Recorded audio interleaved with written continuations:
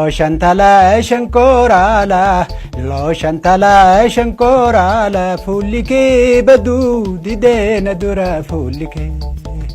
Lo shantala shankorala, lo shantala shankorala, fulike badu didena dura fulike.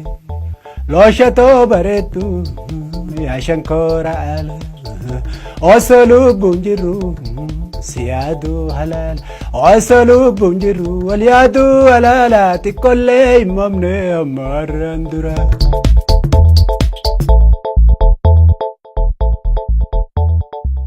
kabajamtoota hordoftoota televiziyoonii OBS kun qophii harka fuuneetiin keessummaa wajjin jiru wallee isaatiin warri beektan bartaniirtu caalatti immoo har'a odeeffachaati wajjin turraa Hussein Ibrahim yookiin suutee barento maqaa lammaaniinuu hin beekamu maqaan dhaloota Hussein Ibrahim suutee barento immoo guyyaa keessa kan moggaafamee fi har'a suutee wajjin turtii taasifna.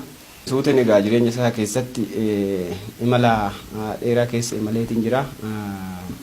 Yeroo dhiyoo kana Eertiraarraa waraana adda bilisummaa Oromoo wajjin gara biyyaatti warra galan keessa amma turtii jireenya isaa keessatti qabsoo Oromoo keessattis waan dabarse wallee qofaa miti waa hedduu irraa odeeffannaa. Suuteen baga nagaan gara istuudiyoo OBS dhuftee baga nagaan galtee. Baga nagaan jennee baga jiraatee.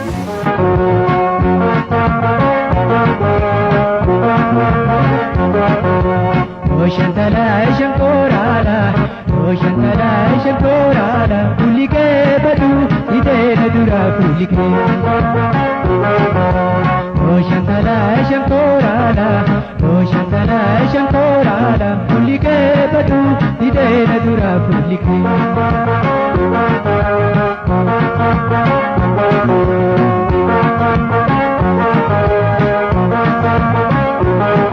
Oshato baretu shankorala, osolu bunjiru siyado halala, osolu bunjiru. Hussein Ibrahim dhaloonni guddinni keessa. Ani godinni kiyya godinni itti dhaladhe Baaleetti dhaladhe naannoo magaalaa Ginnir bakka jedhamutti akkasuma Obbarree yookaan Biyyoo bakka jedhamu naannoo sanii jechuudha. Achitti dhaladhe maatiin koo naannoo san jiran. Maqaan kee Hussein Ibrahim suutee yoomsii mogga'e? Suuteen kun gaa kan naa mogga'e maqaan kiyya kan maatiin koo naa baase Hussein Ibrahim Gaarooti. Maqaan kun gaafan qabsootti dabalamu dirree qabsootti bara 1991 akka lakkoofsa Oromootti maqaa kana moggaasa adda bilisummaa Oromootti gaafa miseensa ta'uun argadhe jechuudha. Guyyaa keessa. Sirba reefuu amma jalqabetti nu jalqabde kana bara kam weellifteeyyu? Sirba kana sirba jalqabaati. Sirba jalqabu yeroo mootummaan dargii jiru keessatti eegaleetiin osoo hin xumuriin waamichi adda bilisummaa Oromoo godheen gara qabsootti 1991 deemee gara qabsootti hirmaadhee eegas boodan immoo sirboota siyaasaatiin walitti makee albama kiyya isa tokkoffaa keessatti hojjedhe jechuudha. Barri amma naa waamtu kun akka lakkoofsa Awuroopaati. Akka lakkoofsa Awuroopaati. 91 jechuun akka lakkoofsa biyyaatti bara 1983 bara mootummaan warri Ihaadikum seena. Bara sanii jechuudha. 1983. Studio kamitti weellifte? Studio as Central Studio bakka jedhanii Finfinnee keessatti hojjedhe jechuudha. Manni ani hojjedheef immoo Nagaarit Muuziqaa Beet kan jedhamu Dirree Dhawaa keessatti kan argamu sirboota kiyya albama jalqabaa kan maxxansee baase isa jechuudha. Maaltu gara sirbaa si fide sa'a sanatti? Ani jalqabaa sirban dura sirbaa ture. Sirba kana ijoollummaan jaaladha. Ijoollummarraa eegaleetiin sirba kana baadiyaa keessatti osoo barumsa seeniin dura horii eegu ture yeroo horii tishu sanitti achumatti ni sirba jaaladha achumaan osoma jedhu mana barumsaa seenee mana barumsaa barachaa tureen waan adda addaa yaadaloo barreessuu walaloo barreessuu yaadaleessuu waan adda addaa hojjechaa ture kanumaanii fedhimaa fi fedhii aadaa keessaa qabuun gama sirbaatti dhufuu danda'a. Hawwisoo wayii keessa galtee timoo kallattiimaan dhuunfamaa wallee galte. Jalqaba irratti ani Baaleetti dhaladhee barumsa achitti barachaadhaa ture firan qabaa naannoo Dirree Dhawaatti gara Dirree Dhawaa dhaqeetiin waan barreessan saniif waan hojjemesan wallistoota bakka san jiran warreen akka Ali Shabboo akkasuma Adam Haruun Kadir Sayid faa akkasuma immoo Abdii Muhammad yookaan Abdii Qophee jedhama Rabbi rahmata isaa godhu isaan bira dhaqee wanti kun sirba taa'ee jedhee gaafannaan sirba ka jedhamu kanuma kanaafuu jedhanii sirba kiyya isa jalqabaa looshantalaa kana faa barreessee itti geessee gitaara Alishabboo namni jedhannaa dha'ee ammallee biyya alaa gara Awustiraaliyaa kana jiraata isarraa tokko jedhee baandii isaa warra bakka tana dira dhawaa jiru kanatti isaanii wajjin Harargeetti sirba jalqabu magaalaa dira dhawaa keessatti.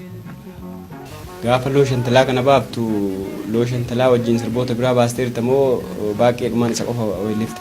Lakki albama guutuun baasee sirba fakkeenyaaf akka Caayaa Abaa'oo jedhufaa goota dhiiga isaatiin qabsoo magarsefaa sirba jedhufaa bareedduu Oromoo intala lookoo sanii sirba jedhufaa halkan abjuudhaan natti mul'atte sirba jedhufaa yaa ilmaan Oromoo haa kaanuu ka jedhufaa akeeka dhugaadhaa sirboota jedhufaa lubbuun too yaadaan bultu sirboota jedhu kana albama guutuu sirba 11 kan qabatu looshantalaatii wajjin baasee magaalarra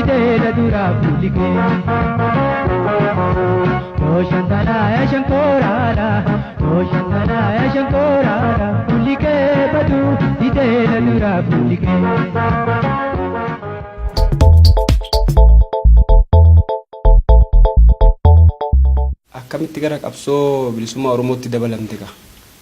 Gaariidha ani wallistoota Oromoo kan naannoo magaalaa Dirre Dhawaa yookiin Harargee keessa jiraatan keessatti isaanitti Baaleerraa achi dhaqee isaanitti makamee osoo kanumaan jirruuti 1991 yookiin immoo akka lakkoofsa Habashaatti 1983tti waamichi adda bilisummaa Oromoo godhee namni ogummaa aartii qabdan hundinuu gara qabsoo Oromootti akka dhuftan waamicha jedhuun waamichi nu ga'ee waamicha kana fudhachuudhaan artistoota warra akka Kadiir Sa'id akkasuma immoo Aadam Haarunfaa Halloo Daawweefaa Abdii Ibraahimfaa Fandishee yookiin immoo Ahmad Nuurfaa wajjin gara qabsootti magaalaa Dadar bikka jedhanitti waajjira adda bilisummaa Oromoo kan naannoo sanitti argamu yeroo saniif namni hoogganus waajjira san ka geggeessus jaallee nadhii gammadaa turanii gara isaaniitti achitti imallee achitti nu qeebalanii achi fudhannee leenjii naannoo sanitti leenjinee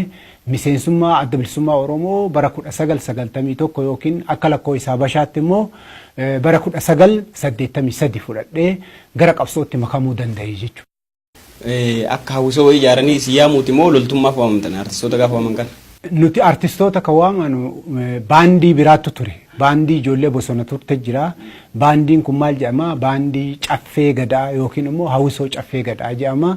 Isaan kun bosona waggaa 17 dargiidhaan wal lolaa turanii gara dhufanii nu warra magaalaa kanaa fi ijoollee duraan bosona turan kana walitti makanii baandii caffee gadaa kan jedhu jaallee nadhii moggaasanii akkasuma immoo miseensota baandii kanaa godhanii maqaa keenyas maqaa adda addaa kan Arabaatis haa ta'u kan biraa maqaa namni qabu kana nuti karaa tokko maqaa keenyas wanni jijjiirannuuf maqaa abbootii keenya akaakoo keenya san bakkatti deebisuuf seenaa Oromoo isa bade san bakkatti deebisuu waan ta'eef maqaa keessanis isinii jijjiirra jedhanii jaallee nadhiin jijjiiranii maqaa kiyyas ka duraan Hussein Ibrahim jedhu san anaafis suutee barento warra akka amma Kadiir Sa'id faa aanaa barento jedhaniini warra akka Aadam Haaruun immoo hundee sabaa jedhaniini moggaasa maqaa kanas nu moggaasanii baandii kanatti ijoollee yooboo kan duraan daggala turanii wajji waliin makamne hujima baandii hojjechaa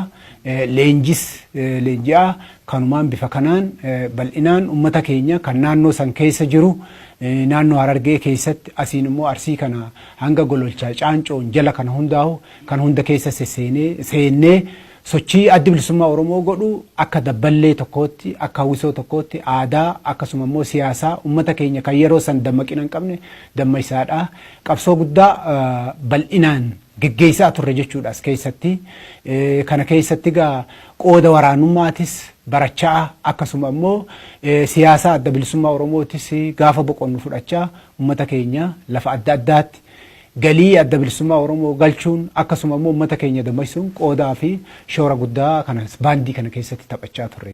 Hagam takka turtarre akkasitti jaalladhiin akka ittan kanatti erga qindooftanii gurgooftanii hawwisoon dhaabatee booda hawwisoon sun umrii hagamii tureera?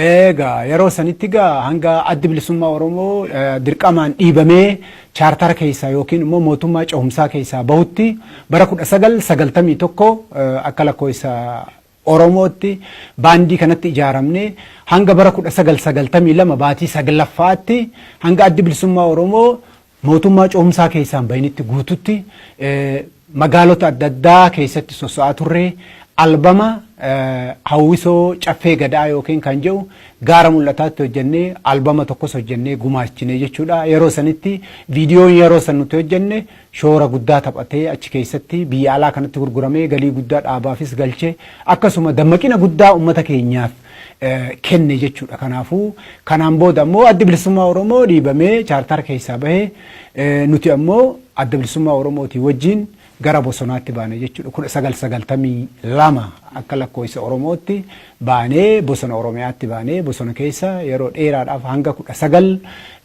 1995tti qabsoo bosona keessatti geggeessaa ture jechuudha. Yeroo san dhukkubsadhee gama Finfinneetti Yekkaatit 12 hospitaala 12 jedhamutti ergamee hanga dhufinitti bosona Oromiyaa keessatti yeroo san soso'aa ture lola adda addaa geggeessaa ture jaallan hedduun nurraa wareegamaa ture qabsoo naannoo Harargee kana bookee xiqqoo bookee guddoo akkasuma gowgow lafa ja'an akkasuma immoo raammis akkasuma qumbii lafa ja'an funyaan sadeen bika ja'an kana baale kana gara gadiitiin qumbii bika ja'an naannoo beeltuu kana naannoo sawweena jedhamee yaamamu kan hunda keessatti akkasuma arsii gara ga'aanuun naannoo dheeraa gadi kana akkasuma immoo caancoo lafuma immoo gololcha jedhan kana keessatti akkasuma immoo dhumuugaa lafa jedhamu keessatti naannoo kana keessatti qabsoo adda bilisummaa Oromoo geggeessu bifa waraanaatiin sochii adda addaa godhaa turre.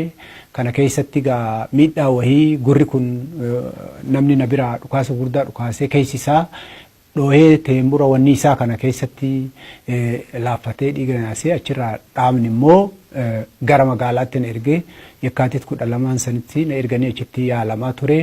Osoo kanaan jirruuti taa'urra ogummaa keenyaan hojjechuun wayya kan jedhuun akkasuma immoo qabsoo keenya magaalaa keessatti baandii gadaa baandii bilisummaa kan jedhu dhaabnis immoo gadaa bilisummaa jedhaati baandilee kana lamaan maqaa kana walitti qabaa yaamaa jedhee gara nama 60tti kan lakkaa'amnu kan taanu sirbitoonni gara garaa warreen har'ammaa bahanii biyya alaatti argamanii biyyoota Awurooppaa, Eesiyaa akkasuma immoo Ameerikaa keessatti Awustiraaliyaa bikka adda addaa kanatti argaman hundinuu bikka takkatti qindooyinee dhaabni achirraa akka ba'e uummata keenya dammaqsaa akkasuma immoo waldaa Maccaaf Tuulamaa waan adda addaa uummata walitti qabanii jiranii bikka kanatti uummata keenya dammaqsuu hojjechuu ijoollee yuunivarsiitii irraa eebbifamanii deeman matseetii afaan Oromootiin yookiin immoo magaazina qabanii magaazina afaan Oromootiin isaan maxxansan kana galiidhaan isaan gargaaru isaan cinaa dhaabbannee galma kireeffatanii waan biraa hojjetanii nuti ammoo sagalee keenyaan ogummaa qabnuun ijoollee yuunivarsiitii irraa eebbifamanii afaan Oromootiin qopheeffatan kana yeroo adda addaa gargaaraa bikka adda addaatti galma Finfinnee keessatti argamu bakka adda addaatti hojjechaa turre jechuudha. Kanaafuu bal'inaan uummata keenya jabeessinee karaa dhugaatii fi daandii boru bilisummaa ittiin argatu akka argatu jajjabina guddaa fi hedduu jajjabeessaa turre jechuudha.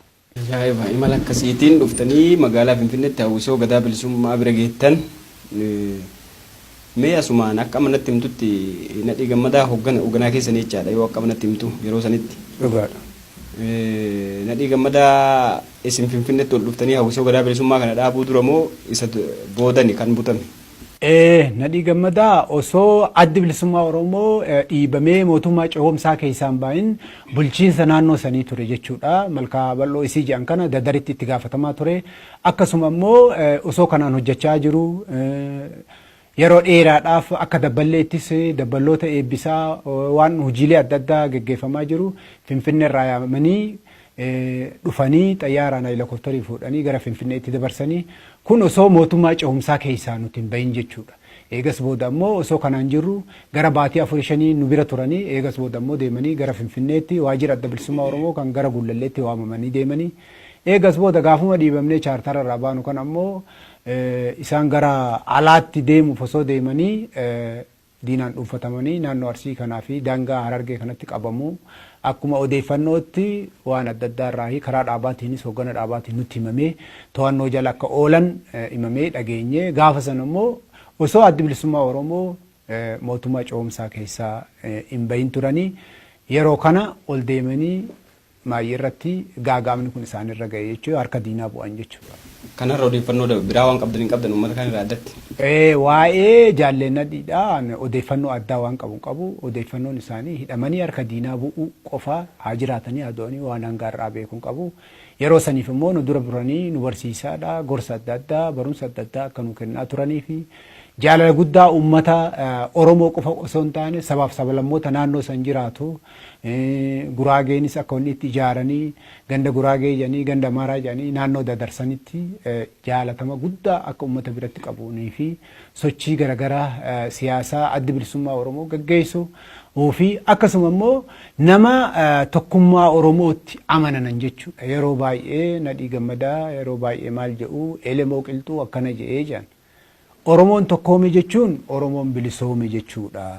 Oromoon bilisoome jechuun Oromoon tokkoome jechuudha jedhanii waan jaalle Elemoo Qilxuudha gootichi keenya dubbate san irra deddeebi'anii waa'ee tokkummaa kanarratti yaada akkasii akka qabanii fi yeroo baay'ee nurrattis waan akkasii walgahii isaan gaggeessan irratti akka godhanii fi jaalala guddaa uummata keessatti nama qabu ta'uusaa hanga yeroo nu bira turan sanii fi gaafa hojii ture san irraa hubadha jechuudha walumaa galatti. Tole haa ta'u yeroo san gaa akka aartistiitti qabsootti makamtanii qabsoo san deeggaraa turtanii walleewwan yoo san ittiin qabsoon deeggartu kan fa'a bareentuun wallee keeti moo wallee namootaan mee walleewwan san haa yaadannu. Bareeda gaariidha yaada gaariidha ani yeroo duraatiif gartee walleeleen an achi keessatti sirbaa ture caayaa abaa'oo sirba jedhu caayaa abaa'oo jechuun kun gartee gaaddisa adda bilisummaa Oromoo si jalattiin dheeysaa roorroo hin dandayu roorroo uummata Oromoo irra jiru ustayee ka'anarra jiru kan irraa kaasu isa waan ta'eef jecha yeroo sanitti. Mee kan fa'a sagaleen nu yaadachiisa. Caayaa baa'oo si jalattiin dheeysaa caayaa baa'oo si jalattiin dheeysaa Oromiyaa tuqaate yoomin obsa caayaa baa'oo si jalattiin dheeysaa caayaa baa'oo si jalattiin dheeysaa Oromiyaa tuqaate yoomin obsa bosonni kan kee miidhagee tole akka malee bosonni kan kee miidhagee tole akka malee. Sifaanu nyaatu bineensi yoomii malee kaane muranne no Oromoon hundinii kaane muranne no Oromoon hundinii sibiili soomsuuf gamtaa walii gaalanii sirboota jedhufa kana faa goota dhiiga isaatiin qabsoo magarsee kaseenaa Oromoo ibsee mul'isee bilisummaaf je'ee lubbuusaa dabarse. Ati yoo kuftallee seenaan kee ni jira dagaagee miidhagee jiraate yoomirraa.